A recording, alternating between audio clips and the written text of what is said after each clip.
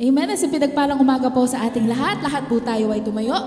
Maari po ba natin batiin ng 2 thumbs up ang ating mga katabi at sabihin po natin, Charito morning sa'yo, kapatid. Hallelujah. Hallelujah.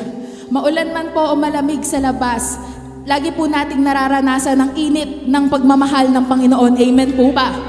Isa pong malakas na palakpak para sa ating Diyos na buhay. Hallelujah! Hallelujah! Oh, we thank you, Jesus. We thank you, Lord God. We thank you for your amazing grace, Father. Hallelujah! Hallelujah! Maaari ko po ba kayong anyayahang pumikit? At sa panahong ito ay isipin natin ang kabutihan ng ating Diyos sa ating mga buhay.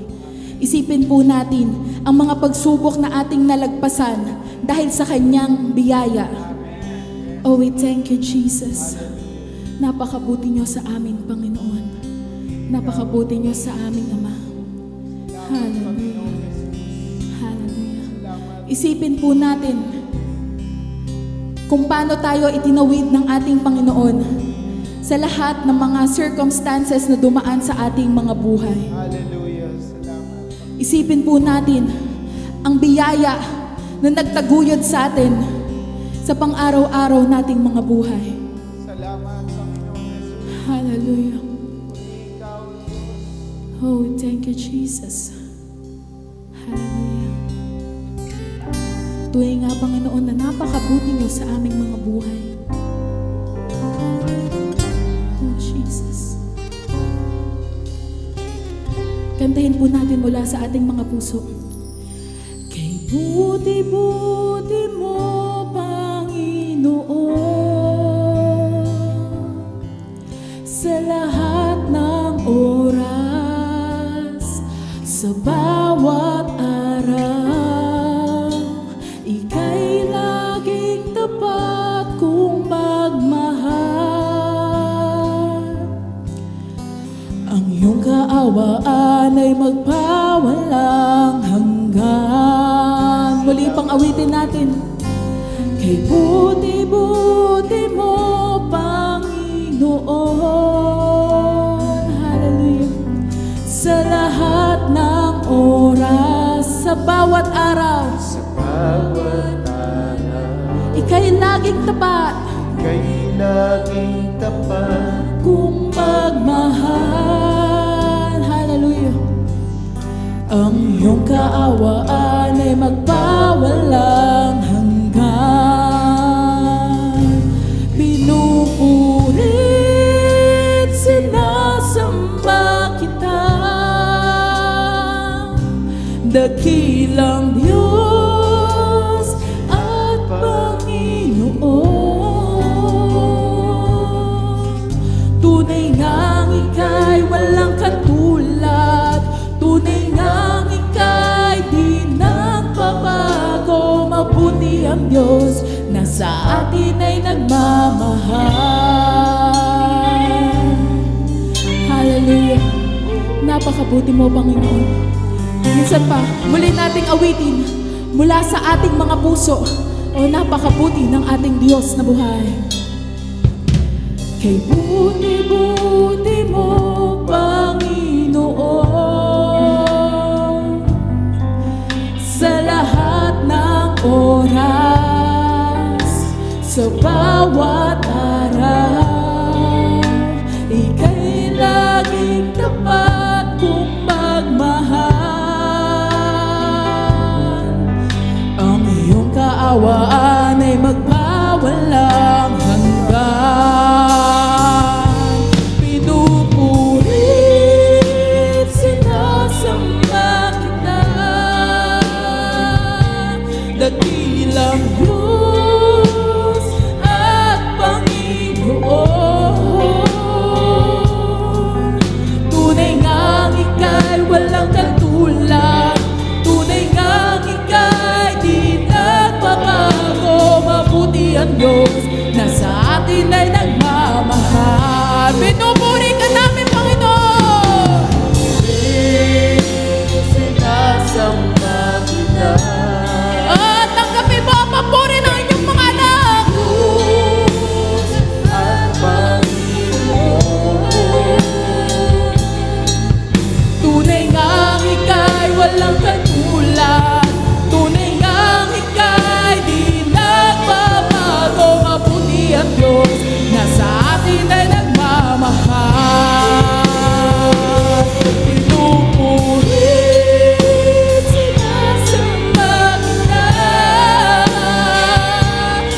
dakilang Diyos at Panginoon. Tunay nga ika'y walang katulad. Tunay nga ika'y di nagbabago. Mabuti ang Diyos na sa atin ay nagmamahal. Hallelujah! Sinasamba kita, dakilang Diyos at Panginoon. Tunay nga ika'y walang katulad. Tunay nga ika'y di nagbabago. Mabuti ang Diyos na sa atin ay nagmamahal. Sa huling pagkakataon, uwitin natin. Sinasamba kita, Aming Diyos at Panginoon. tunay nga ika'y walang katulad. Tunay nga ika'y di nagbabago. Mabuti ang Diyos na sa atin ay nagmamahal. Tunay nga ika'y walang katulad. Tunay nga ika'y di nagbabago. Mabuti ang Diyos na sa atin ay nagmamahal. Tunay nga ika'y walang katulad. Tunay nga ika'y di nagbabago. Mabuti ang Diyos na sa atin ay nagmamahal.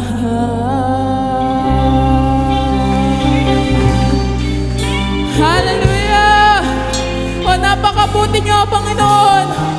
Kulang ang mga salita upang aming mailarawan ang inyong kabutihan sa aming mga buhay, O God. Maraming salamat, Panginoon, sa inyong sukdulang biyaya, O God. Hallelujah!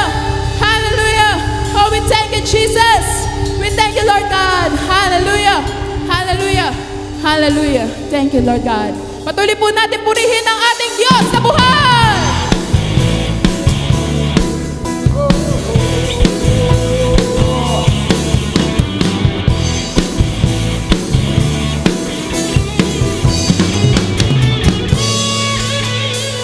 Aking Diyos, dakilang manunubos, buhay ko'y sa'yo. Ang kalayaan ko ay binayaran mo ng iyong ito.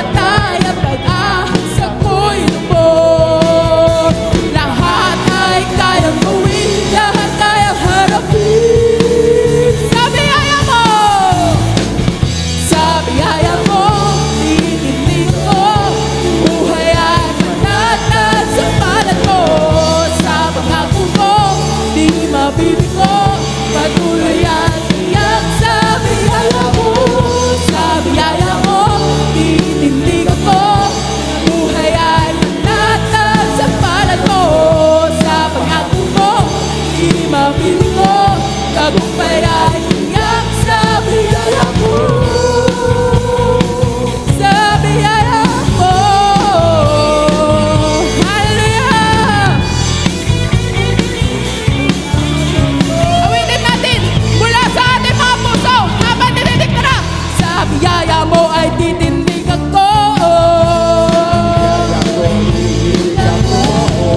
Sa biyaya mo titindig ako. Sa biyaya mo ay titindig ako. Sa pangako mo ay di mabibigo.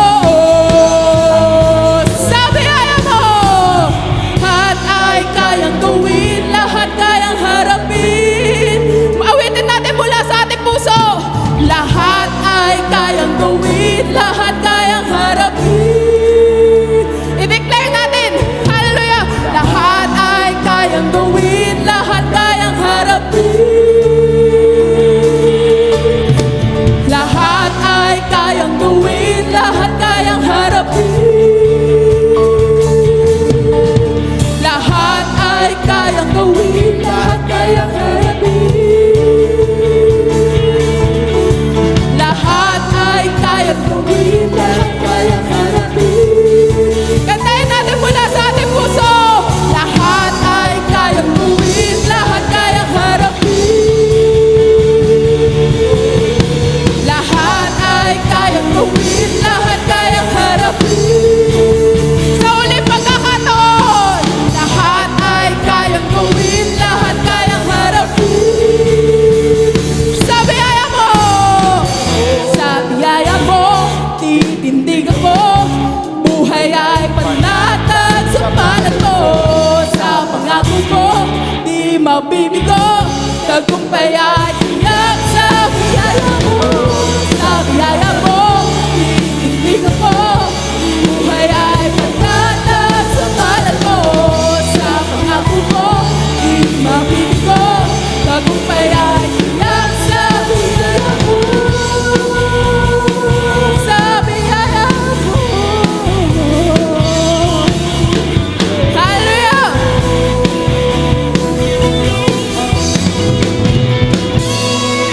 Hallelujah! Thank you, Jesus! Thank you, Lord God! Tunay nga, Panginoon, na kami ay nakakatayo lamang dahil sa inyong sukdulang biyaya, O God. Hallelujah! Hallelujah! Maraming salamat po, Panginoon. At tunay nga po, Panginoon, na kami ay nakakatayo lamang ng dahil sa inyong sukdulang biyaya sa aming mga buhay. Oh, hallelujah. Hallelujah. Thank you, Jesus. We thank you, Father. Patuloy niyo pong tanggapin ang aming papuri at pasasalamat, O God, na tanging sa iyo lamang, tanging para sa iyo lamang, O God. Hallelujah.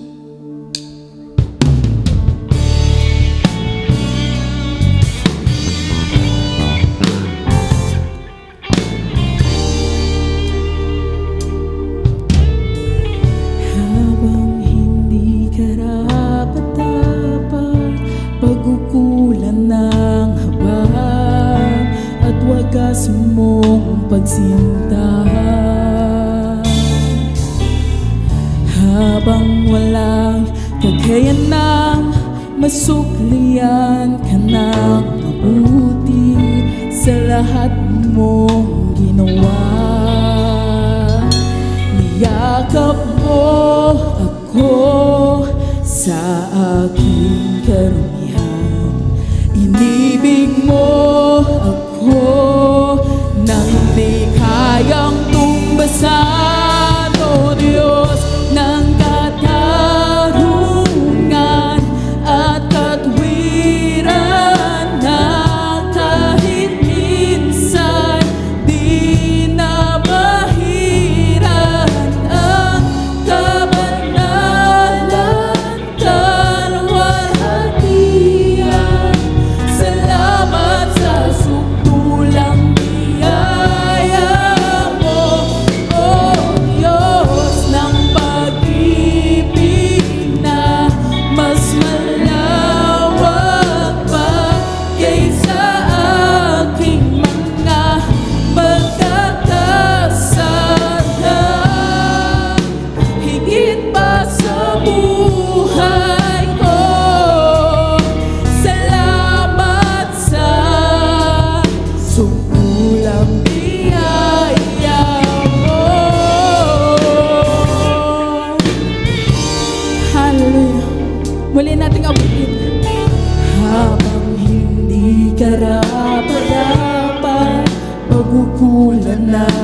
harapan at wagas mong pagsinta.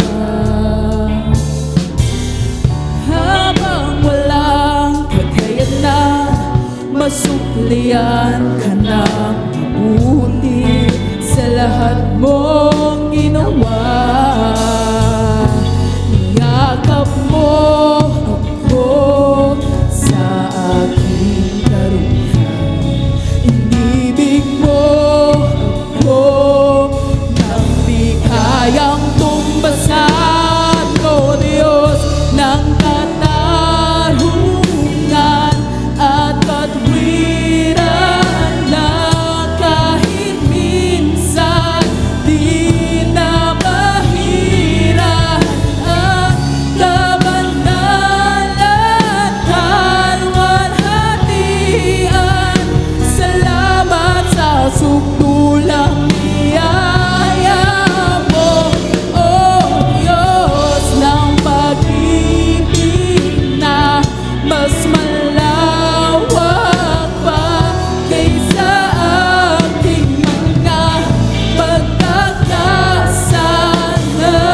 Higit pa sa aming buhay, Panginoon.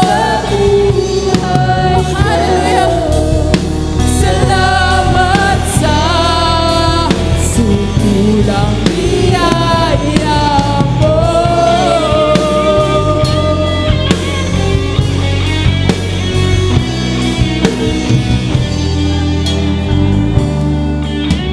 Awitin po natin mula sa ating puso.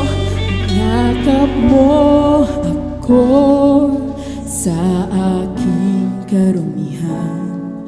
Inibig mo ako nang di kayang tumbasan. Yakap mo ako sa aking karumihan. Inibig mo ako nang di kayang tumbasan. Hallelujah. Oh, maraming salamat, Panginoon. Maraming salamat sa inyong pag-ibig na hindi kayang tumbasan, O God. Hallelujah.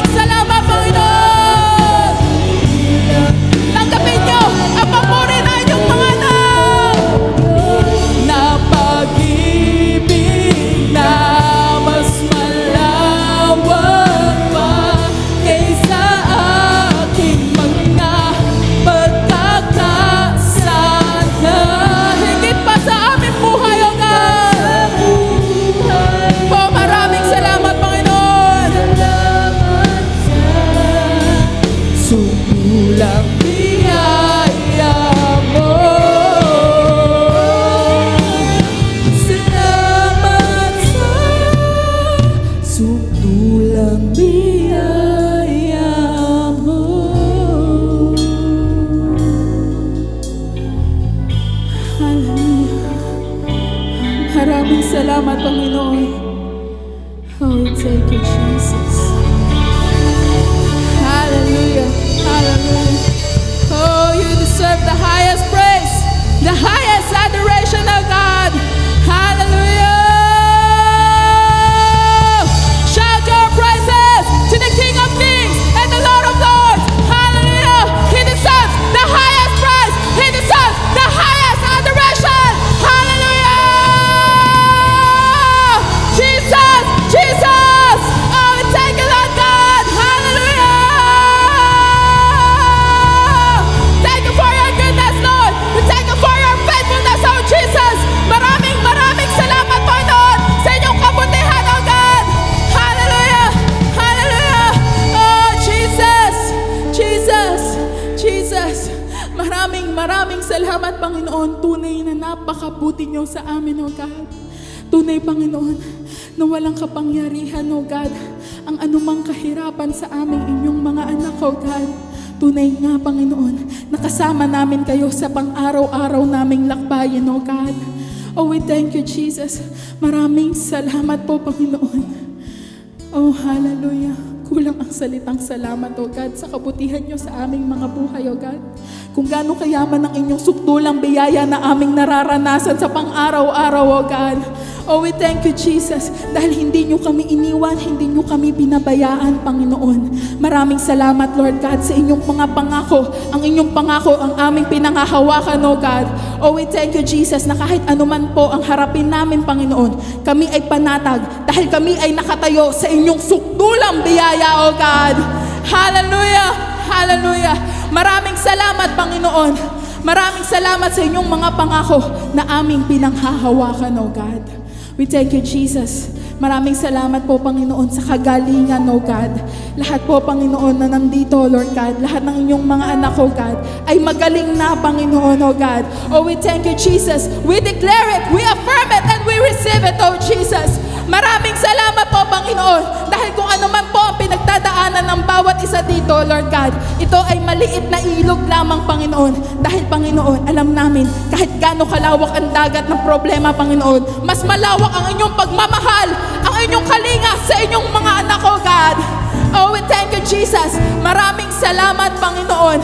Napakabuti nyo sa inyong mga anak, oh God.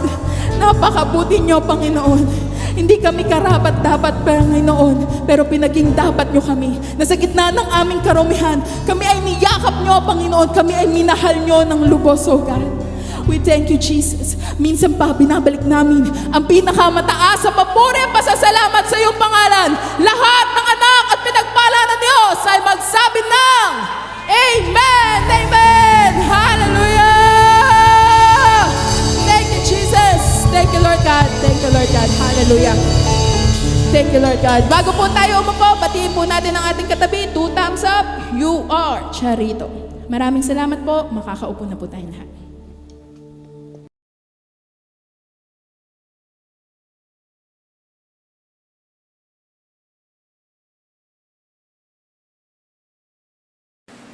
Praise the Lord. Amen. Praise the Lord. Amen. Let's give the Lord a clap of praise. Come on, everybody shout, praise the Lord. Praise the Lord. Praise the Lord. Praise the Lord. Hallelujah. Hallelujah. Let's give the Lord a clap of praise. Amen. Amen. Pakibati po ang katabi ng 2 thumbs up. You are Charito, blessed and highly favored. Do you believe that? Amen. Everybody shout, I am Charito. I am Charito. I am blessed and highly favored. I am blessed and highly favored. Totoo po ba yan kahit umuulan? Yes. Totoo po ba yan kahit may bagyo? Yes. Yes, sapagkat ang katotohanan ng salita ng Diyos ay hindi nababago kahit ang panahon ay pabago-bago. Binabati ko po kayo sapagkat bagaman maulan ay nakarating po kayo. Naiparada nyo ba ang inyong bangka ng maayos? Palakpakan si Lord. Hallelujah. Thank you, Jesus. The Bible says, this is the day the Lord has made. We will rejoice indeed and be glad. Ang araw-araw na ginagawa ng Diyos ay mabuting araw. Yes. anuman ang araw, maulan, maaraw, may bagyo, o anuman ang sitwasyon, laging mabuti ang Diyos sa lahat ng panahon. So, pakibati uli ang katabi ng two thumbs up. You are Charito. Blessed and highly favored. At doon sa mga nanonood sa broadcast na ito, maaring nagkakamot ka ng ulo at iniisip mo, ano yung Charito? Baka ngayon mo lang ito narinig. Ang Charito ay Greek word ng ibig sabihin, blessed and highly favored. Kapag ikaw ay na kay Kristo, pinagpala ka na. Dito po sa aming community, pinaniniwalaan po namin, ang pagpapala ay hindi po premyo ng aming mga gawa. Hindi po ito nililimos. Ito po'y regalo ng tinapos na gawa ni Kristo sa krus ng Kalbaryo. Blessed and highly favored. Shout amen. Magandang umaga, magandang hapon, magandang gabi o anumang oras po nyo napapanood ang broadcast po na ito. Ako po si Bishop Emmy. Ito po ang worship online ng The Lord's Community at EMI Community. If you are watching this broadcast for the first time, please like and follow us on Facebook. Over 100,000 people follow us on Facebook. Please join us and experience the difference. When you follow us on Facebook, don't forget to click the See First button and turn on your notification. And if not asking too much, and I know it's not, please subscribe to EMI channel at YouTube. Please prepare your communion elements because at the end of this message, we will together do a Holy Communion. Naniniwala po tayo sa tinapos na gawa ng ating Panginoong Hesukristo. Ito ay may kapangyarihan. Ang banal na dugo ng Panginoon ay para sa ating kapatawaran. Ang kanyang bugbog na katawan ay para po sa ating kagalingan. At kung ikaw ay may sakit at nanonood ka sa broadcast na ito, hayaan mong palakasin ko ang iyong loob. Sa araw na ito, pinagaling ka na ng ating Panginoon. Today is your healing day. Give Him praise. Hallelujah. Everybody say, today is my healing day. Today is my healing day. Receive it by faith. Ipahayag ng iyong bibig ang pinaniniwalaan ng iyong puso sapagkat nangyayari lang ito sa naniniwala. Ang sabi ng Panginoon, kung anong narinig kong sinabing nyo, siya kung gagawin sa inyo. At kung ito'y totoo, at talagang ito'y totoo, iparinig natin sa Panginoon sa araw na ito na tayo'y pinagaling na ng Panginoon. Malakas, malusog, masigla, pinagpala, pinaburan, at mabubuhay ng mahaba sa pangalan ni Jesus. Give Him praise! Hallelujah! Let me encourage you to worship the Lord with your offering, as it is written, honor the Lord with your wealth. Proverbs chapter 3, verse 9. At the latter part of this broadcast, we will let you know how you can easily give your offering. Palagi ko po itong sinasabi sa inyo tuwing linggo. Sana hindi kayo napapagod ito marinig, kayong nanonood sa broadcast at maging sa mga narito sa bulwagang ito. Dahil kung ako ang tatanungin ninyo, hindi po ako napapagod ito palaging sabihin. Palagi pong tandaan, ang pagbibigay sa gawain ng Panginoon ay hindi po pagbibigay ng kontribusyon, hindi po pagbibigay ng donasyon, hindi po pagbibigay ng ayuda, lalo't higit, hindi po pagbibigay ng limos. Ito ay tinatawag sa Bibliang pagsamba. Genesis chapter 22, the Bible calls it worship. Giving is worship unto the Lord. That is why we ask you to worship the Lord with your offering. You are not just watching a broadcast, you are worshiping the Lord with us, and giving is an integral part of your worship. The Apostle Paul writes, each man should give what he has decided in his heart to give, not reluctantly or under compulsion. For God loves a cheerful giver. 2 Corinthians chapter 9 verse 7. Palaging tandaan, walang maliit na halaga na hindi makakatulong. Lahat ng halaga, maliit man o malaki, ay mahalaga at makakatulong. Ang pagbibigay sa gawain ng Panginoon ay dapat bukal sa puso, kusang loob, at hindi napipilitan. Just to say this from our hearts here at EMI, thank you for giving to the Lord. Thank you for joining us today. Thank you for watching this grace-filled and life-changing broadcast. Also, from our hearts, thank you for inviting your friends and sharing this broadcast. Much, much appreciated. Before we dive into the pool of spiritual learning today, as we always do, just to let you know, bago nagkaroon ng pandemya last year, meron pong 6 services dito po sa EMI. 6 a.m., 8 a.m., 10 a.m., 3 p.m., 5 p.m., and 7 p.m. Over 1,000 people come here in a given Sunday to worship the Lord. We miss these days. Talagang nakakamiss po ang mga araw na tulad po niyan.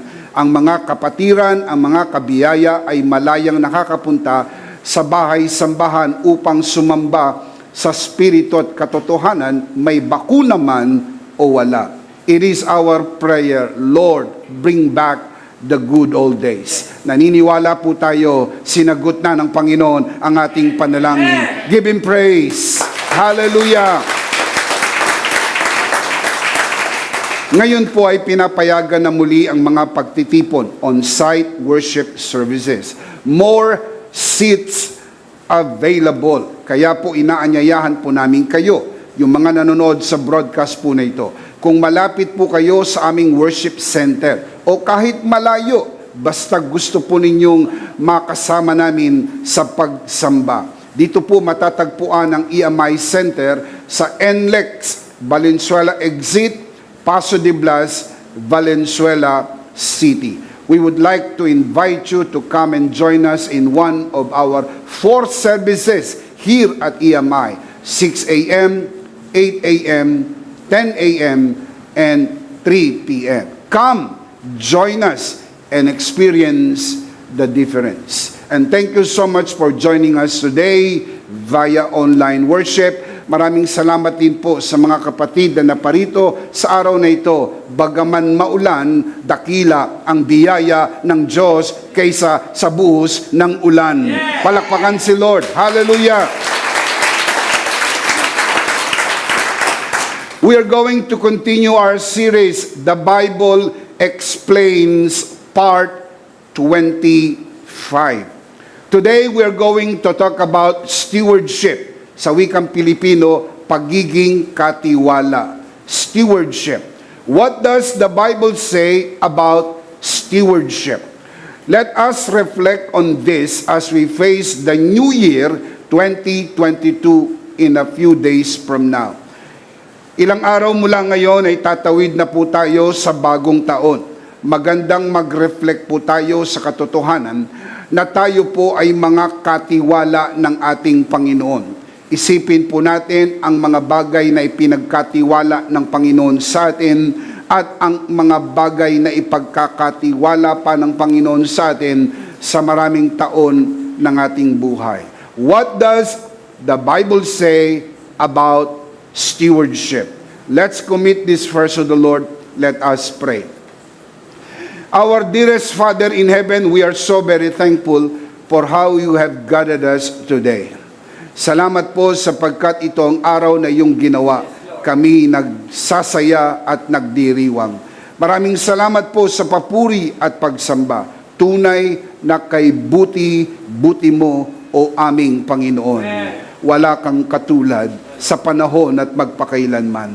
Maraming salamat sapagkat bagaman may mga pagsubok at mga challenges na hinaharap ang iyong mga anak, nagiging matatag po kami dahil sa iyong kagandahang loob at dahil sa iyong biyaya. Pinagkakatiwala po namin sa inyo ang sandaling ito, ang aming pong panalangin, anuman ang aming sasabihin, anuman ang aming gagawin, palaging magbigay ng kapurihan sa marangal mong pangalan at pagpapala sa mga kapatiran. Ito po ang aming samot dalangin sa pangalan po lamang ng aming Panginoong Hesus. Tayong lahat ay magsabi ng Amen. Amen. Palakpakan si Lord. Hallelujah. Come on, give Him praise, give Him praise, give Him praise. Thank you, Jesus. Let's talk about stewardship.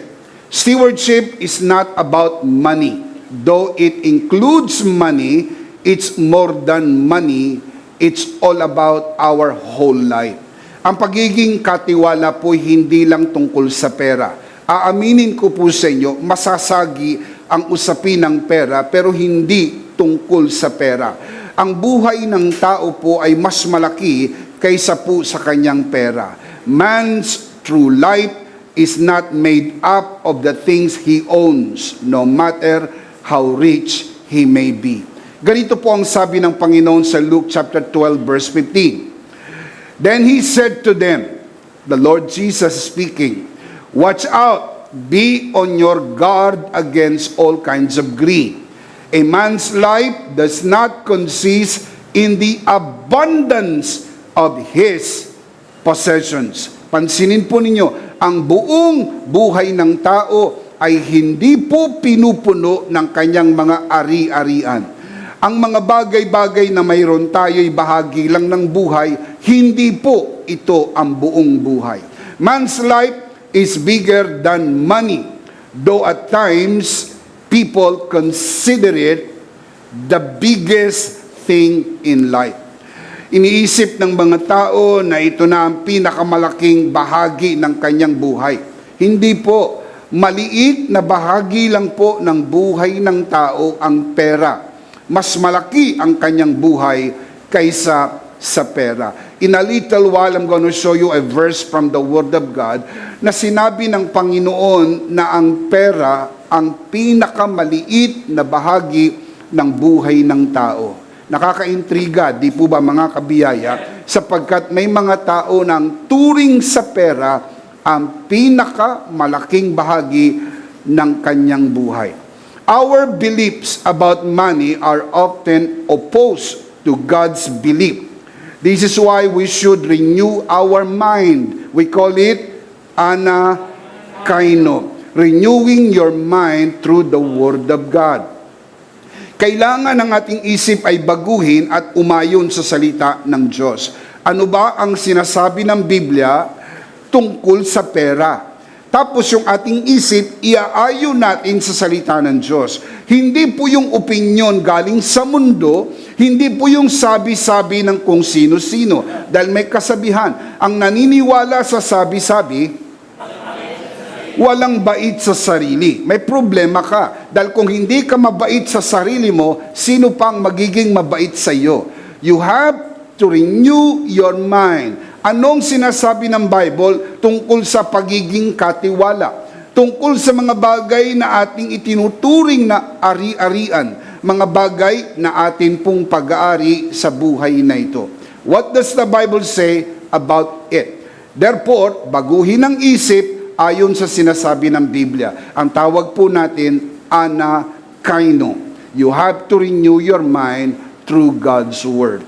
The Bible is very clear on this, mga kabiyaya. You cannot serve God and money, but you can serve God with money. Mga kapatid, maliwanag, hindi mo pwedeng paglingkuran ang Diyos at ang pera. Pero, pwede mong paglingkuran ng Diyos gamit ang iyong pera. Sapagkat ang pera ay bigay ng Diyos, pwede mo siyang kasangkapanin upang makapaglingkod ka sa Panginoon. Pero, hindi pwedeng magkaroon ng dalawang Panginoon. Hindi pwedeng magkaroon ng dalawang Diyos. Either you serve God or you serve money, but you cannot serve God and money. Let me show you the scripture. Matthew 6:24. The Lord Jesus said, no one can serve two masters. Either he will hate the one and love the other, or he will be devoted to the one and despise the other. Look at the last line. You cannot serve both God and money.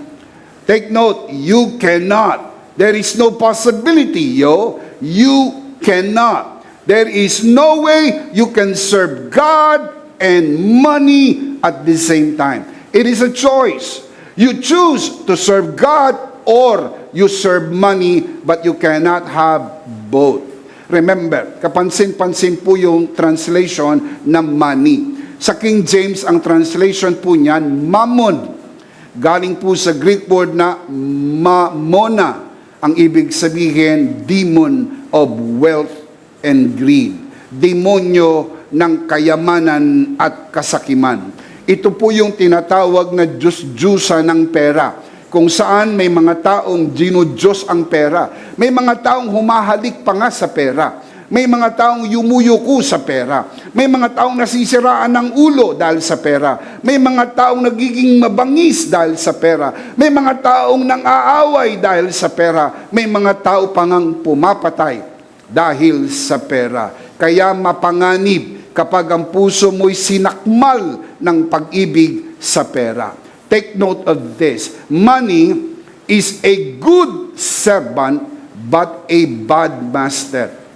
Money should serve you and not the other way around. Money should be kissing your feet and not you kissing its serial number. Dapat ang pera ang yumuyuko sa iyo.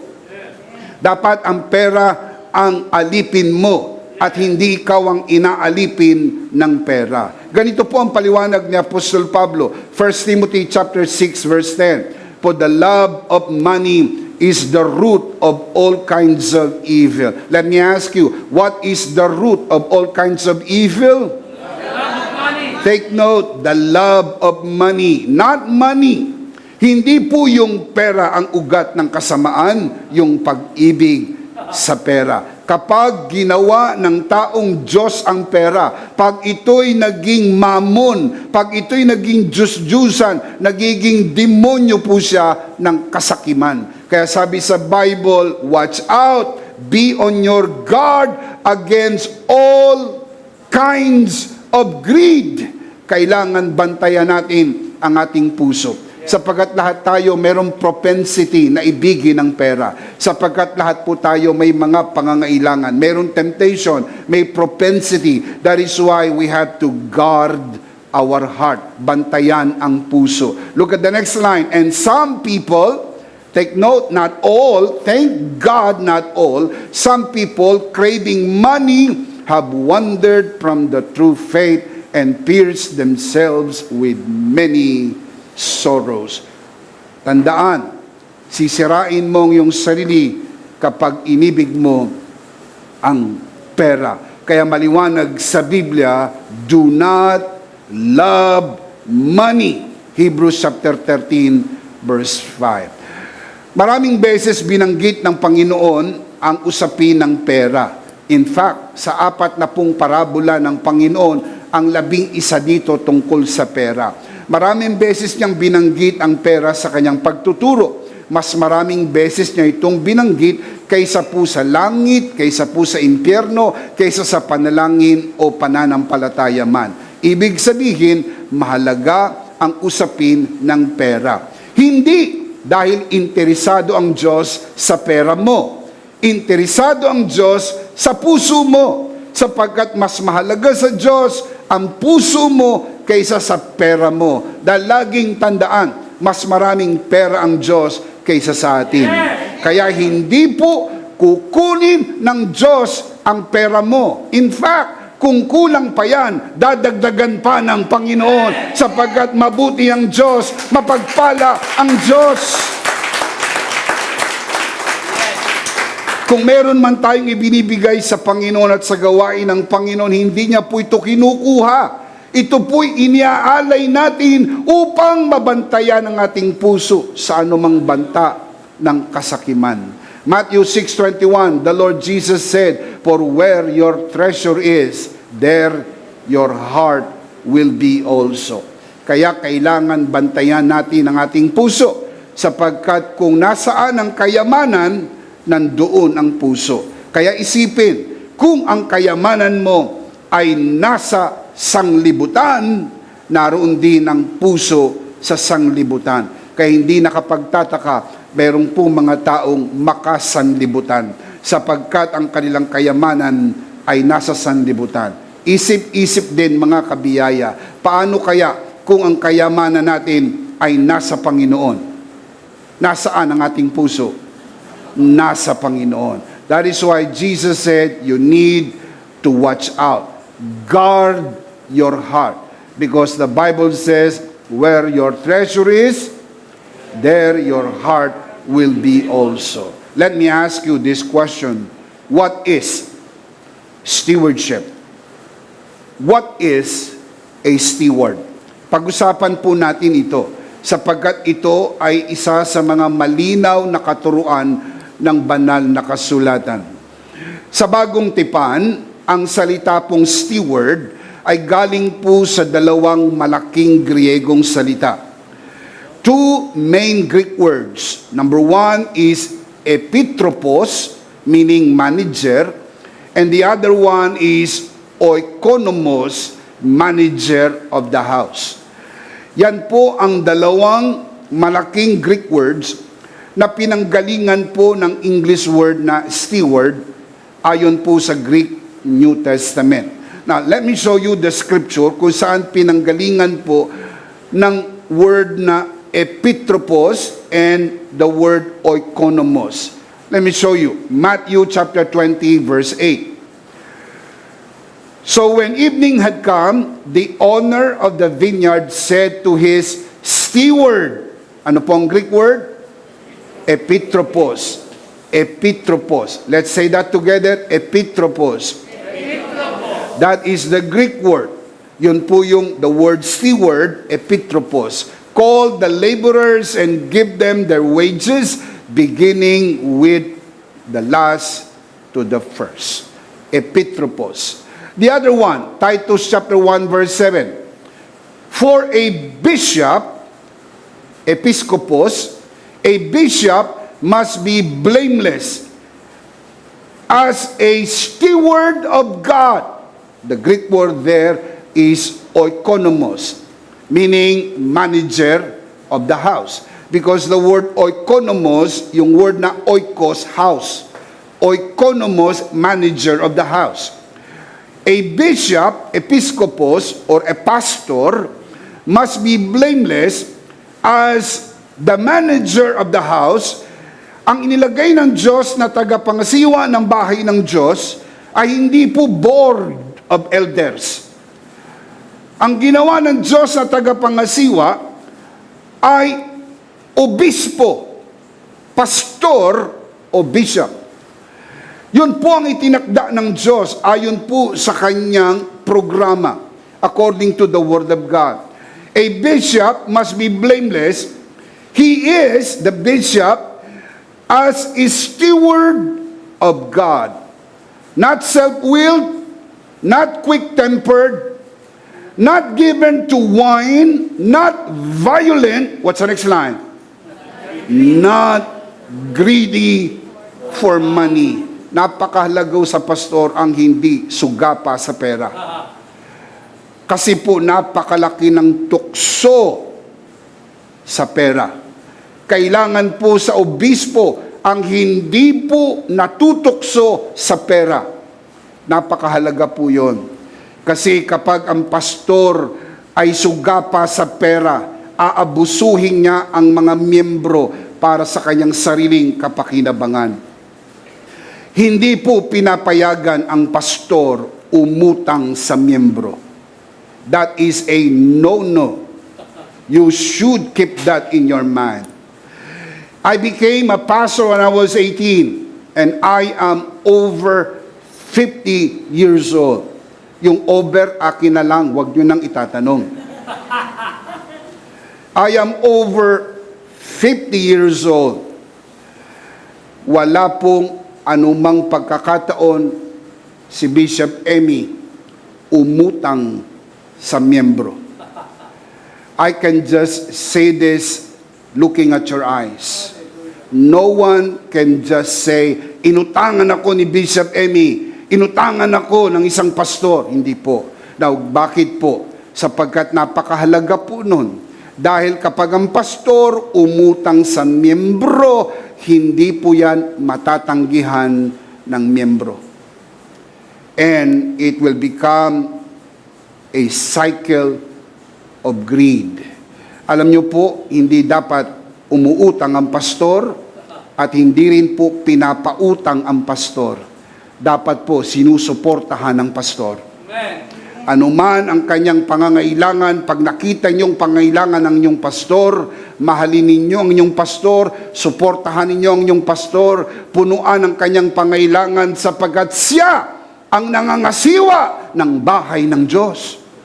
Siya po ang nangangasiwa ng pagtuturo at maingat na pagtuturo upang ang mga miyembro'y lumago sa salita ng Diyos.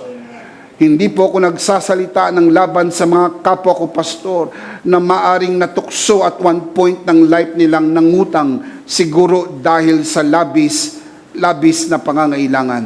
At kung ang mga pangailangan na hindi napunuan, maaring ang simbahan po ninyo, pinabayaan ninyo ang inyong pastor. Dito sa amin, wala kaming problema. Mahal po ako ng aming mga kapatiran.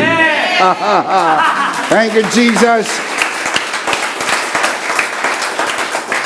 At higit sa lahat, mahal ako ni Pastora Jo. At higit sa lahat, mahal tayo ng Diyos. Palakpakan ng Panginoon. Amen. Now, sinabi ko po yan sapagkat mahalaga po. Hindi naman po kayo kahapon ipinanganak. Siguro nakarinig na kayo ng napakaraming kwento ng mga pastor o obispo na nag-abuso sa pera. Hindi po lahat. Meron pa rin natitirang matitino. Kaya nga lang, endangered species na po sila. Hanapin niyo po ang mga pastor na wala pong problema sa kasakiman sa pera, sapagkat marami pong pera sa ministry, marami pong pera sa church. Kaya ho yung ibang merong problema sa puso, sa pera, madaling natutokso. Huwag problemahin ang pera. Pupunuan ng Panginoon ang lahat ng iyong pangailangan. Walang naglingkod sa Lord na pinabayaan ng Panginoon. Shout amen. Now I said that to let you know that the word episkopos meaning manager of the house. Kung manager of the house, siya po ang nangangasiwa. Kasama po ba sa pangangasiwaan ang pananalapi? Kaya i-decide po ng pamunuan sa pamumuno ng pastor at ng obispo saan natin dadalhin, paano natin gagamitin ng may katalinuhan ng bawat handog, bawat kaloob, matapat na pagbibigay, hard-earned money ng mga kabiyaya ng mga kapatiran na inihahandog po nila sa gawain ng Panginoon ay maggamit ng tama para po sa kalwalatian ng Panginoon, because the bishop is the manager of the house. Sinabi ko po yon sapagkat ang issue po ng pagiging katiwala ay maliwanag sa Biblia. Ang epitropos meaning manager, oikonomos manager of the house. Ang dalawang salita na ito hindi nagpapahiwatig na ikaw ang may-ari. Nagpapahiwatig katiwala ka. Iba po ba ang katiwala sa may-ari? Yes. Ang bishop, hindi po siyang may-ari ng simbahan. Katiwala po siya ng simbahan. Hindi po tayong may-ari ng ating ari-arian. Katiwala po tayo, ang tawag sa atin, steward. So the question is, what is a steward? Let me give you the definition. A steward is a person who manages someone else's property, finances, or other affairs. Kaya nga ang tawag, manager. Di ba kapag tinawag kang manager, dapat may minamanage ka. Ang hirap naman yatang tinawag kang manager, wala kang minamanage. Kaya nga tawag sa iyo, manager. A person who manages someone else's property, not your property. Kasi kung property mo yon, tawag sa iyo, owner. Hindi ka owner, ikaw ay steward, ikaw ay katiwala. Finances or other affairs. That is why it is very, very fundamental to understand what is stewardship and what is a steward. And let's talk about this. Ano sinasabi ng Bible tungkol po dito sa teaching about stewardship? Let me share with you the two fundamental truths of biblical stewardship. Ano ang teaching ng Bible? What does the Bible say about stewardship? Dalawang malaking katotohanan, ang tawag ko fundamental truths. Ibig sabihin, look up here, look at my eyes, there is no way you can understand stewardship if you miss these two. You have to understand these two fundamentals. Number one, God owns everything. Can we say that together? God owns everything. One more time, louder. God owns everything. God owns everything. Ano po yan sa Tagalog? Ang Diyos ang may-ari ng lahat ng bagay. Tama po ba yan? Siya po ang may-ari ng lahat. Ibig sabihin, kung siya ang may-ari ng lahat, maiintindihan mo, nasa Kanya ang buong karapatan. Iba ba ang may-ari sa katiwala? Iba. So let me show you the declaration of God's ownership. Paano diniklara ng Biblia at diniklara ng Diyos na naitala sa Biblia na siya nga ang may-ari ng lahat? Number one, God owns the heavens, the earth, and everything in it. Again, God owns the heavens, plural, mga langit, may first heaven, may second heaven, may third heaven, the earth, and everything in it. Deuteronomy chapter 10, verse 14. To the Lord your God belong the heavens, even the highest heavens, the earth, and everything in it. Maliwanag po ba ang sinasabi ng Biblia na ang Diyos ang may-ari ng lahat ng bagay? Psalms 24 verse 1, the earth is the Lord's and everything in it, the world and all who live in it. Ang Diyos ang may-ari ng buong mundo, hindi lang ang buong mundo, kundi lahat ng narito sa buong mundo. Leviticus chapter 25 verse 23. The land is mine, and you are but aliens and my tenants. Antindi. Sabi ng Panginoon, akin ang lupa. Kayo'y dayuhan lang at nangungupahan. Tindi. Tagal mong inisip, akala mo ikaw ang may-ari. At balak mo yatang paupahan pa ang Diyos? Parang gusto mong paupahan ng Diyos At parang sabihin, gusto mo bang umupa, Lord, sa apartment ko? Gusto mo bang umupa sa lupa ko? Sabi po ng Biblia, tayo pala ang nangungupahan. Ang Diyos pala ang tunay na may-ari. Palakpakan si Lord. Hallelujah! Yang katabi mo, alien. Sabihin mo sa kanya, you are an alien. Oh, kita mo? Na hindi ko sinasabing mukha siyang alien. Sabi ko lang alien. Dahil lahat tayo, alien. Ibig sabihin ng alien, dayuhan. So hindi atin ang lupa. Hindi. Nakikipagtalo ka pa, nilalabas mo pa yung titulo ng lupa. Sabi mo, akon. Ang linaw mo, ako may-ari. Narehistro lang yan sa'yo. Pero hindi ka ang tunay na may-ari. Ang tunay na may-ari ay ang Diyos. Palakpakan muna si Lord. Amen. Number 2, God owns all the resources and money in the world. God owns all the resources and money in the world. Siya po ang may-ari ng lahat ng pinagkukunan at maging ng pera ng buong mundo. Psalms chapter 50 verse 10 to 11. For every animal of the forest is mine, and the cattle on 1,000 hills. I know every bird in the mountains, and the creatures of the field are mine. Siya po may-ari ng lahat ng hayop. Pinapaalagaan lang sa iyo. Hindi ikaw ang may-ari ng mga hayop. Ang Diyos ang may-ari. Can you say amen?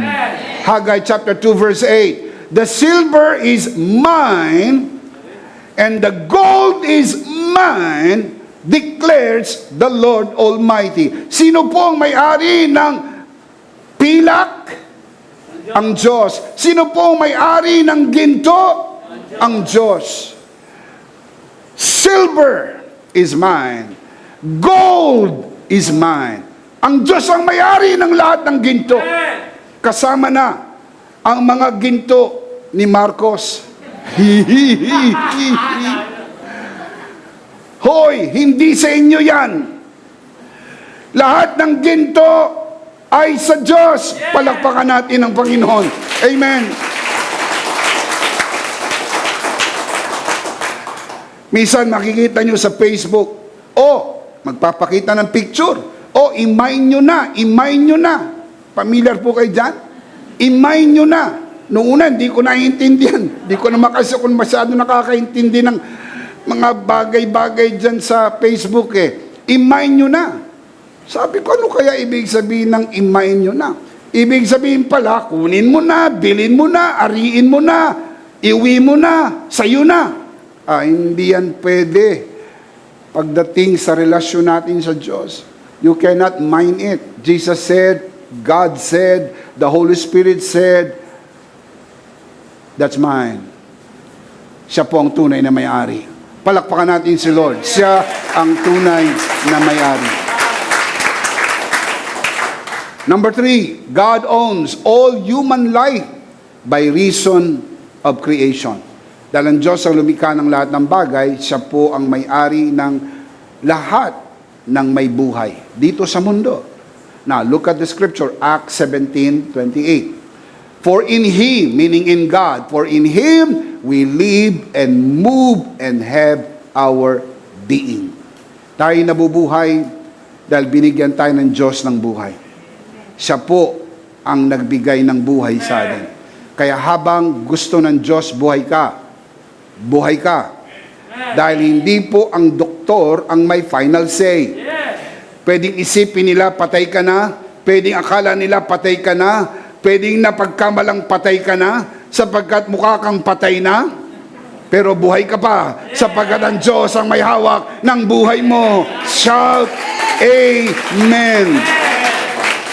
Job 14:5. Mark this on your Bible. Ang ganda-ganda ng verse na ito. Man's days are determined. You, referring to God, have decreed the number of his months and have set limits he cannot exceed. Itinakda na ng Diyos ang haba ng buhay mo. Kaya kapag hindi ka pa nakatakdang mamatay, huwag ka lang magpapakamatay. Tsaka huwag mong makalimutang huminga. Buhay ka pa.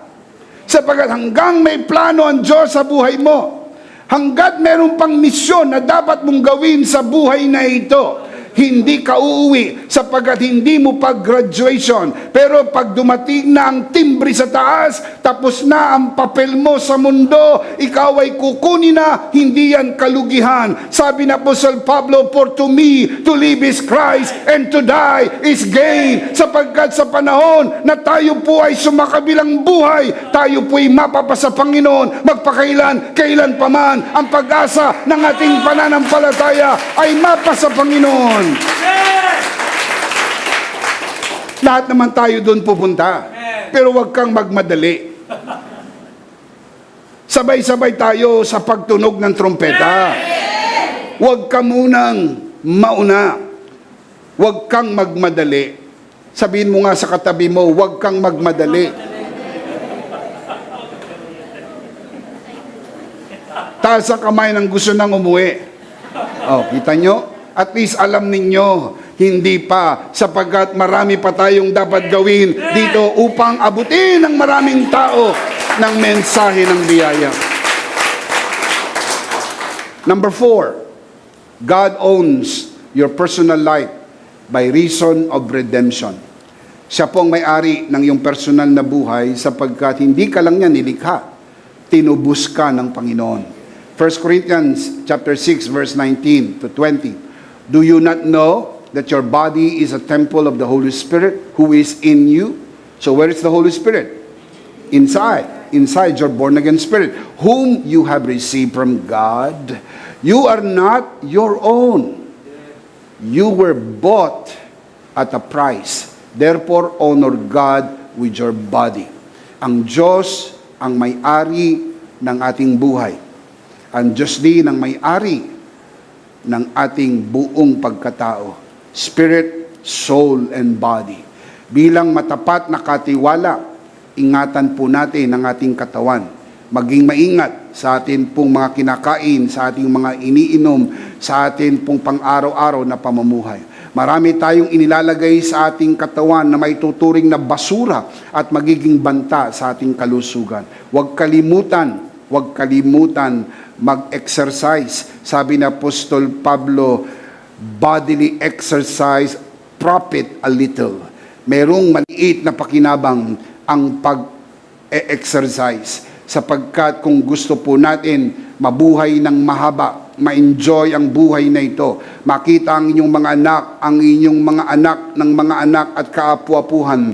Sabi sa Bible, ang Diyos ang may-ari ng ating katawan. Ito'y templo ng Diyos, tungkulin ng mga manager, tungkulin ng mga tagapangasiwa. Ingatan ang ating katawan. Can you say amen to that? Amen. Palakpakan natin si Lord. Hallelujah! Number five, God owns your personal resources and money by reason of favor. Ang Diyos ang may-ari ng iyong kabuhayan, ng iyong pera sa dahilan na ito'y pabor ng Diyos sa iyo. Hindi dahil mas magaling ka sa iba, hindi dahil mas matalino ka sa iba. The fact is, merong mas matalino sa iyo, merong mas magaling sa iyo, but you have been favored by God and blessed by God. Na ipapakita ko muna sa inyo yung Old Covenant. Tapos, i-compare natin sa New Covenant. Dahil this is generally true. Totoo ito sa Old Covenant. Totoo ito sa New Covenant. Now listen, I'll show you the Old Covenant first. Deuteronomy chapter 8 verse 18. But remember the Lord your God, for it is He who gives you the ability to produce wealth, and so confirms His what? Covenant. What covenant? Mosaic. Dahil yun po yung existing covenant. Sabi ng Panginoon, it is He. Sabi po ni Moses, tinutukoy niya ang Panginoon, it is He, the Lord God, who gives you the ability to produce wealth, and so confirms His Mosaic covenant, which He swore to your forefathers as it is today. You have to understand, mga kapatid, that during the Old Covenant, ipinangako rin ng Diyos sa ilalim ng Mosaic Covenant na sila ibibigyan at binigyan nga ng talino at kakayahan upang maghanap buhay. Na ano po sinasabi ng Bible tungkol sa New Covenant regarding this one? 2 Corinthians chapter 8 verse 9. 2 Corinthians 8:9, for you know the grace of our Lord Jesus Christ. This is about the grace of the Lord Jesus Christ, that though He was rich, yet for your sake, what happened? He became poor. For what purpose? So that you, through His poverty, might become rich. Can you say amen? So sa New Covenant, wala ka pang ginagawa, pinagpala ka na, pinayaman ka na, pinaunlad ka na, sapagkat nakasulat sa biyaya ng Panginoong Jesucristo, siya bagaman mayaman, naging mahirap, alang-alang sa atin, upang sa kanyang paghihirap, tayo po'y yumaman, tayo po'y guminhawa. Sa Old Covenant, bibigyan po sila ng abilidad upang sila yumaman. Sa New Covenant, wala ka pang ginagawa, pinayaman ka na dahil kay Kristo, ang biyaya ng Diyos. I wish I have even more time to fully develop this verse alone. This is a mouthful. Ang daming katotohanan dito sa single verse na ito. This verse alone warrants a whole series. Promise, itong verse lang na ito, kaya nating mag-come up ng at least a 4-part series ng pag-aaral. Dito po, napakayaman nitong verse na ito. I wish I have even more time, but I'm afraid wala po akong enough time to fully develop this, pero meron po tayong e-book. Ang title po, The Poverty of Christ. 2 Corinthians chapter 8, verse 9, explained. Doon sa mga nanonood sa broadcast na ito, you may want to get a copy of this e-book. Available din po ito sa booklet form, hard copy. But if you want an e-book format, available po ito, and learn how through Christ's poverty, we were made rich. Pangako po yan sa Bible na sa kanyang paghihirap, tayo po'y pinayaman. Ito'y ayon sa bagong kasunduan. Kasama ba tayo sa bagong kasunduan? Yes. Kabilang ba tayo sa bagong kasunduan? Yes. Now, the new covenant is a better covenant. Dito, wala ka pang ginagawa. Pag na kay Kristo ka, pinagpala ka na, pinaburan ka na, pinaunlad ka na, pinayaman ka na ng ating Panginoon. Amen. Now, look at the next verse. 2 Corinthians chapter 9 verse 8. Now, let me just help you with memory aid. Ano yung kanina? 2 Corinthians 8:9. Ngayon, 9:8. Anong napansin nyo? Baliktaran. Kasi po magkatambal ang verse na to. So, this is just for memory aid, para madaling tandaan. Pag binasa nyo yung 8:9, huwag nyong kalimutang basahin yung 9:8. Dahil yung 9:8, yun ang resulta ng 8:9. Yung 8:9, sa kanyang paghihirap, tayo po yumaman. Anong nagpayaman sa atin doon? Doon sa 8:9, yung biyaya ng Panginoong Hesus. Correct? The grace of our Lord Jesus Christ. Yung biyaya, pinayaman tayo. Kanino? Kay Kristo. Ikaw ba'y na kay Kristo? Now, tignan nyo po kung anong ginawa nung biyaya, kung paano ka pinayaman at sa iyong buhay. Madaling tandaan, 2 Corinthians 8:9 and the other one, 2 Corinthians 9:8. Madaling tandaan? Promise? Yes. Promise. 2 Corinthians 9:8, and God is able to make how many grace? All grace abound to you, so that how many things? In all things. How many times? At all times, having all that you need. How many of our needs? All that you need, you will abound in every good work. Tandaan, umunlad ang iyong buhay, pinagpala ka at pinaburan, hindi dahil magaling ka, dahil ikaw ay pinagpala at pinaburan. Laging ilagay sa isip, you are Charito. You are part of Charito generation, and you live in Charito land. Give him praise, give him praise, give him praise. Come on, get excited. Shout amen. Shout praise the Lord. Everybody shout, I am Charito. I am part of Charito generation. I live in Charito land.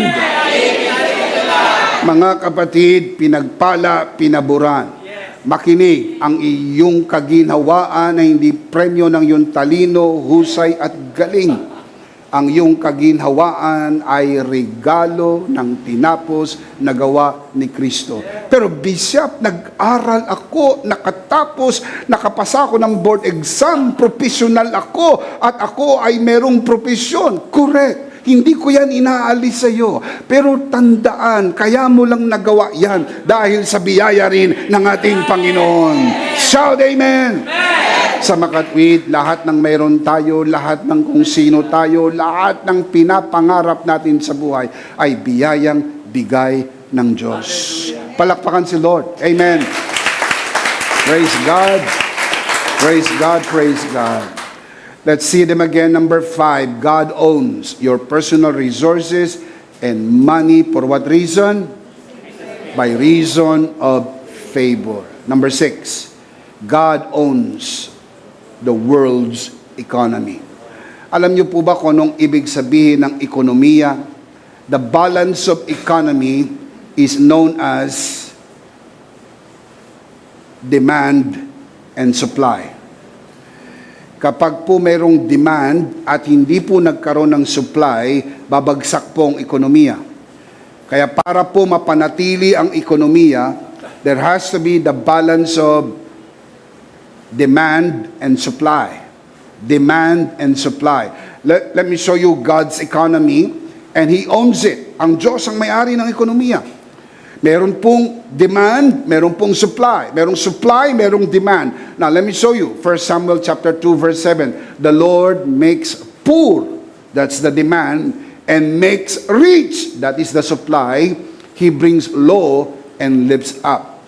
Mga kapatid, kapag ang lahat ng tao sa buong mundo ay mayamang magkakaparehas, wala pong demand. Sapagkat meron lang supply. Kaya ho mayroong negosyo dahil mayroong nangangailangan.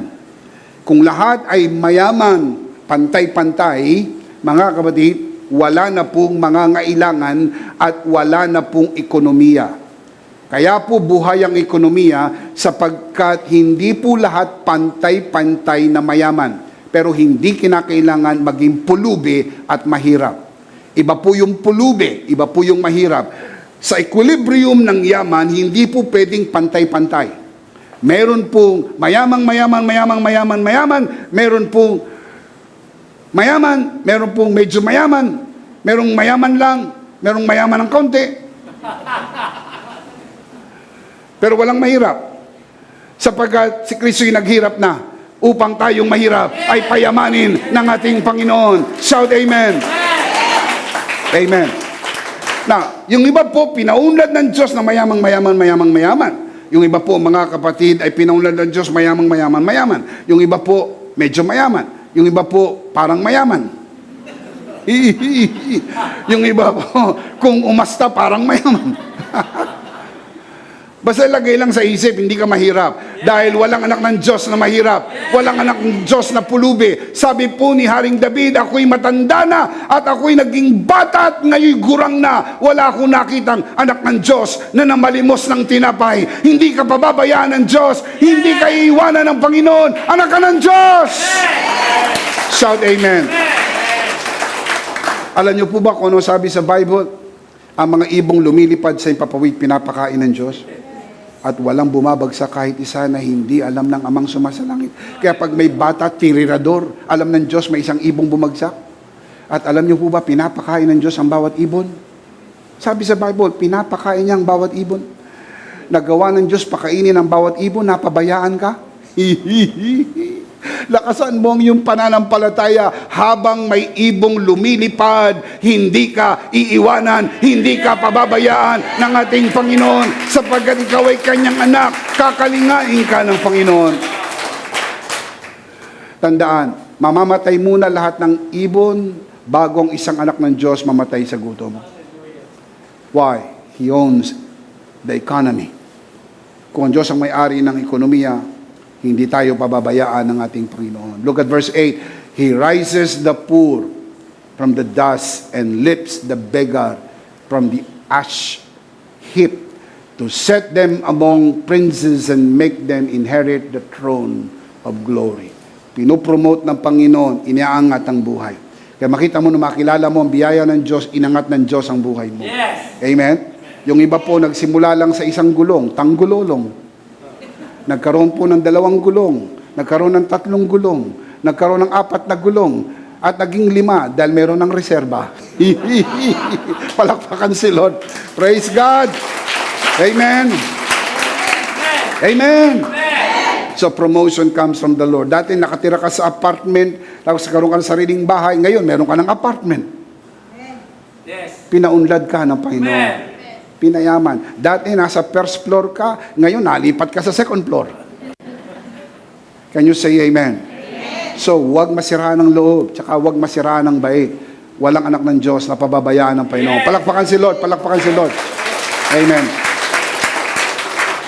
Now, let's see them again. Declaration of God's ownership. Basahin natin malakas, sabay-sabay. Umupo ng maayos, malakas. Ready? Declaration of God's ownership. Number 1.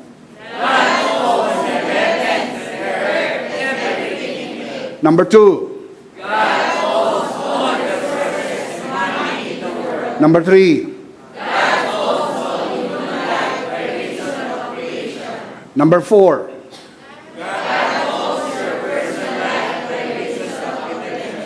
Number 5. Number 6. Remember, maliwanag po. Maliwanag pa sa sikat ng araw, inangkin ng Diyos na siya ang tunay na may-ari. Can we say amen to that? So the two fundamental truths about biblical stewardship, number 1, God owns everything. And finally, number 2, we own nothing. Very simple. Kaya nga fundamental eh. Very simple. Pag sinabing simple, fundamental, you cannot miss this and understand stewardship. Para maintindihan mo yung stewardship, kailangan itong dalawa nito nakabakat sa iyong isip. Nakabaon sa ating kaisipan. Number 2, we own nothing. 1 Timothy 6:7, for we brought nothing into the world, and we can take nothing out of it. Nung lumabas tayo sa mundo, wala tayong dala. Tama po ba yan, Doc Mitch? Kapag nagpapaanak po kayo ng bata, confirm nyo lang, si Doc Mitch, confirm nyo lang, totoo ba pag lumabas ang bata, walang dala? Wala talaga. Chine-check nyo? Oo. Tinataktak nyo? Wala talaga. Meron bang batang lumabas, may dalang susi? Wala. Lumabas ang bata, may dala ng titulo ng lupa? Wala. So, kino-confirm po ni Doc Mitch, wala talaga. We have so many doctors in this community. Wala talaga. Kaya, pag lumabas sa mundo, walang dala. Pag namatay, wala rin dala. Pwedeng ilagay sa mamahaling kahon? Yes. Alam nyo ba na merong kahon na kayamanan na ng mahirap? Meron. Merong kahon na 5 milyon. Tindi. Kahon lang. Ilalagay lang yung patay doon sa kahon. Tapos yung musileo na paglalagyan, 10 milyon. Naka-aircon pa yung patay. Buti pa yung patay naka-aircon. Pero wala akong nadala. Kahit ito suotan ng mamahaling damit, alahas, walang madadala. Bakit? Sapagkat wala tayong sariling ari. Kasi kung sa'yo yan, madadala mo. Alala ko yung isang kwento na mag-asawa, mayaman yung lalaki. Malapit nang mamatay yung lalaki. Ang sabi niya doon sa kanyang asawang babae, pag namatay ako, dadaling ko lahat ng kayamanan ko. Sabi ng babae, wala akong magagawa. Sa'yo yan eh. Ang sabi niya, pag namatay ako, lahat ng pera ko sa bangko, ilabas mo, ilagay mo sa maleta, at doon mo ilagay sa atik. Dahil, paglabas ko sa mundo, dadaanan ko yan. Masunurin naman yung asawa. Kinas lahat ng pera sa bangko, inilagay sa maleta, nilagay doon sa atik. Namatay yung kanyang asawa. Na-curious yung asawang babae. Nakuha kaya? Isip niya. Nakuha kaya? So dahan-dahan siya umakyat sa atik. Nagulat siya. Nandun pa yung bag. Dahan-dahan niyang nilapitan, binuksan yung bag. Andito pa! Ang sabi ng babae, sabi ko sa kanya, wag sa atik ilagay, sa basement, dahil hindi sa pataas, pababa siya.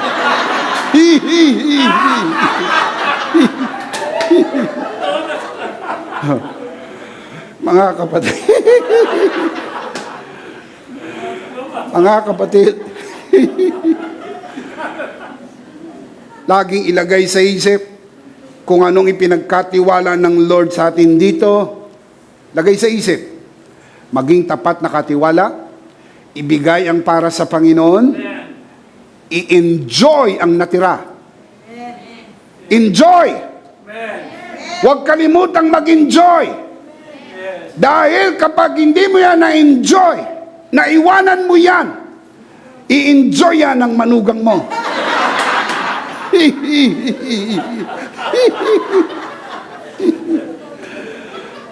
May naririnig ako, totoo yan. Huwag niyo masyadong lalakasan, Nay. Naririnig kayo. Naririnig kayo ng manugang niyo. Mga kapatid, just to let you know, lahat ng binigay dito, pandito lang. Hindi mo kailangan dalhin doon. Mas maraming kayamanan doon. Amen. Kaya yung kayamanan dito, na ipapadala doon. Tawag doon ay money transferring. Hindi ho laundering, ha? Kaso yan. Money transfer. Itinatransfer mo na. Bakit? Kasi doon ka titira eh. Paano mo na itatransfer doon? Sa matapat mong pagbibigay sa gawain ng Panginoon. Lumilipat na ang kayamanan mo ron. Kaya pagka dumating na ang araw na ikaw ay pumasok doon sa kabilang buhay, naghihintay na sa iyo ang kayamanan na inilaan ng Panginoon sapagkat ikaw ay pinagpala at pinabura ng Panginoon. Palakpakan si Lord. Amen. Shout amen. Now listen mga kapatid, tignan nyo kung ano ang definition uli ng steward. A steward is a person who manages someone else's property, finances, and other affairs. 1 Corinthians chapter 4 verse 2. Moreover, it is required in stewards that one be found faithful. Required po ba sa stewards ang maging faithful? Absolutely. Look at this from the New Living Translation. Now, a person who is put in charge as a manager. Parehas po ba yung word na steward tsaka manager? Yes. A manager must be what? Faithful. Dapat matapat. Paano ito ipinaliwanag ng Panginoong Hesus? I'll close with this one. Luke chapter 16 verse 10 to 11. He who is faithful in what is least meaning a little thing, is faithful also in much. And he who is unjust, meaning dishonest, in what is least, unjust also in much. Alam niyo to sa Tagalog eh. Sa Tagalog ito, ang mapagkakatiwalaan sa maliit, mapagkakatiwalaan sa malaki. Correct? Ang mapagkakatiwalaan sa malaki,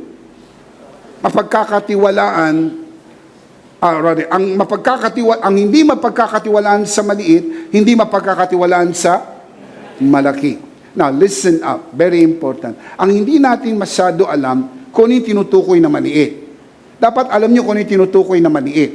Ang tinutukoy pong maliit dyan, pera. Bishop, how do you know? Look at the context. Verse 11. Therefore, if you have not been faithful in the unrighteous mammon. Ano yung mammon? Pera. Unrighteous mammon.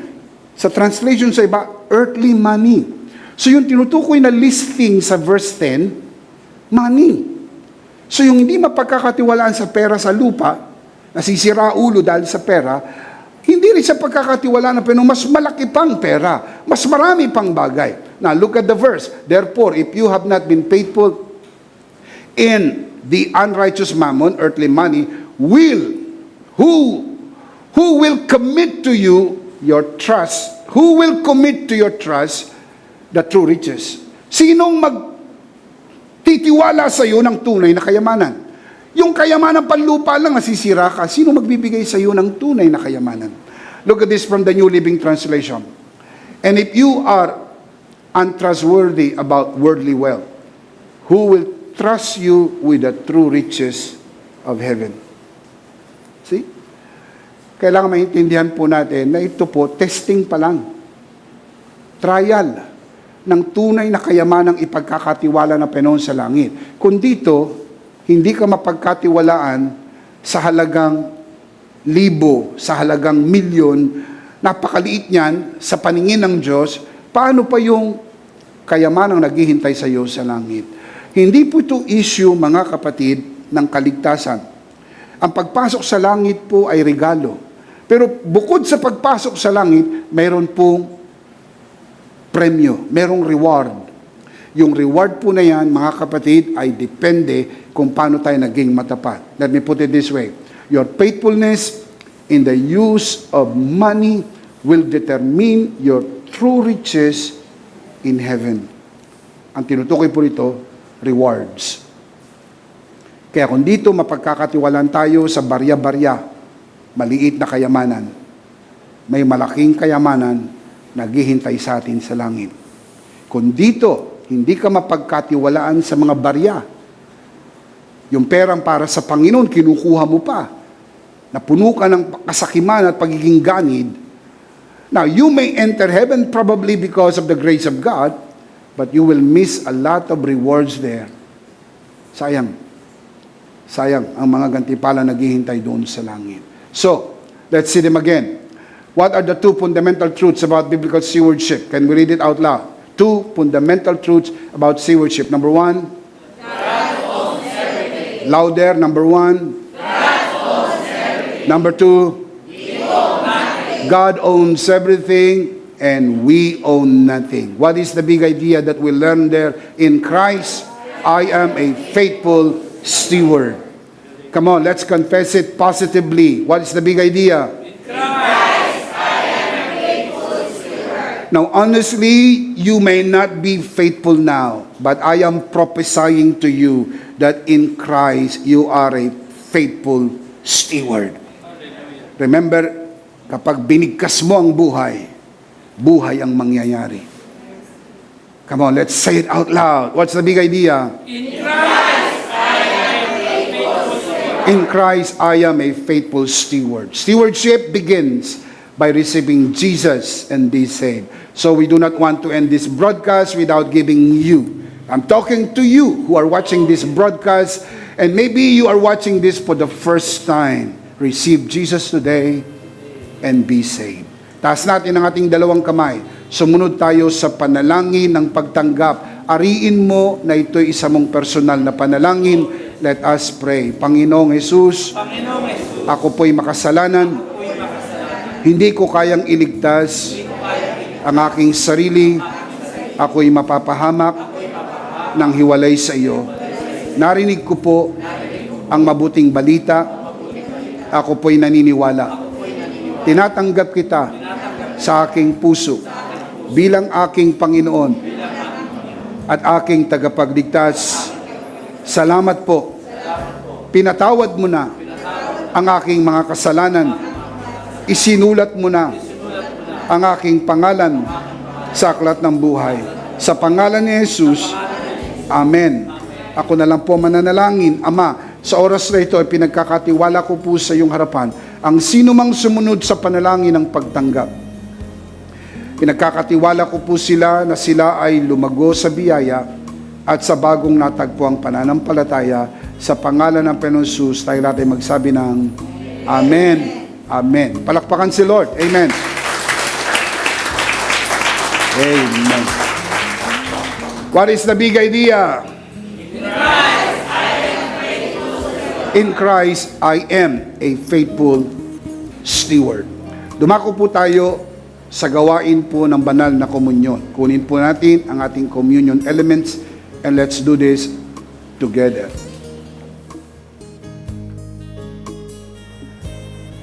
Let's do this together, mga kabiyaya. Hawak-hawak po natin ang pinakamakapangyarihang simbolo ng tinapos na gawa ni Kristo sa krus ng Kalbaryo. Ito ang aral na tinanggap ko sa Panginoon at ngayon naman ay binibigay ko sa inyo. Nang gabing siya'y pagkanuloy dumampot siya ng tinapay, kanyang pinagpira-piraso at kanyang sinabi, ito ang aking katawan na pinagpira-piraso dahil sa inyo. Gawin niyo to bilang pag-alaala sa akin. Sabay-sabay po natin gawin.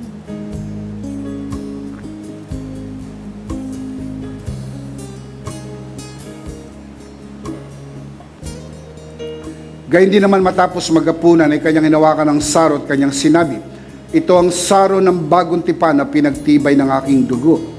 Gawin niyo to bilang pag-alaala sa akin. Sabay-sabay po natin gawin. Atin po itaas ang atin pong dalawang kamay. At sumunod po tayo sa panalangin ito. Aming Ama, maraming salamat po sa aming Panginoong Hesukristo. Panginoong Hesukristo, maraming salamat po sa iyong banal na dugo na iyong itinigis sa krus ng Kalbaryo. Dahil po dito, lahat ng aming kasalanan ay iyon ang pinatawad. Maraming salamat po sa iyong katawan na nabugbog at nasugatan. Dahil po dito, lahat ng aming sakit ay iyon ang pinagaling. Maraming salamat po.